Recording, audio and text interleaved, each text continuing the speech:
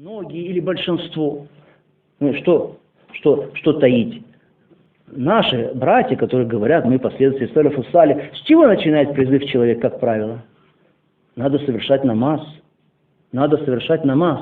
Вот с чего начинается. Разве не так? И когда какой-то появляется человек, у которого есть деньги, который сделать хочет какой-то хайр, какое-то благо, он подходит к тебе и говорит: у меня есть деньги, я хочу что-то благое сделать. А что ты хочешь? Я хочу построить мечеть. Аллаху Акбар. Пророк, алейхиссалату вассалам, когда построил мечеть? Через сколько лет своего призыва? 14 лет. 14 лет прошло, только потом пророк, алейхиссалату вассалам, построил мечеть. Потому что прежде чем построить мечеть, нужно построить таухид. Надо построить ислам. Надо построить, возвести мусульман сначала нужно. Когда ему говоришь, а может быть что-то полезное напечатать из книг, брат? Он говорит, что да, давайте книгу про намаз, как делать намаз. Хорошо? Это очень хорошо. Намаз — это великое поклонение. Но что толку, если люди будут делать намаз и при этом ходить на могилы и просить там у мертвых для себя спасения, исцеления детей, ризк?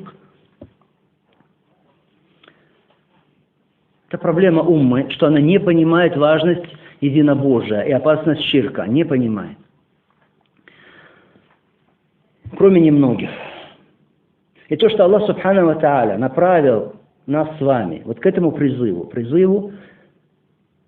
к единобожию, призыву к сунне, призыву к пути праведных предшественников, мы с вами не понимаем, какая это милость. Милость, которую мы с вами вовсе не заслужили. Только это от Него дар, Субхану ва Тааля.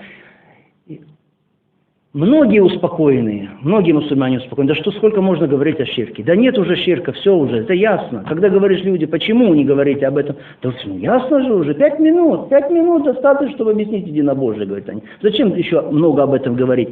Как вы не боитесь? Пророк, алейхиссалату вассалам, сказал, что мусульмане, многие из них обратятся в многобожие. Пророк, алейхиссалату вассалам, сказал об этом. Сказал: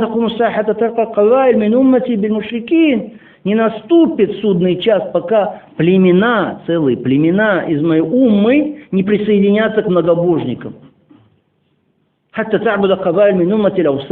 не начнут поклоняться племена из моей уммы идолам.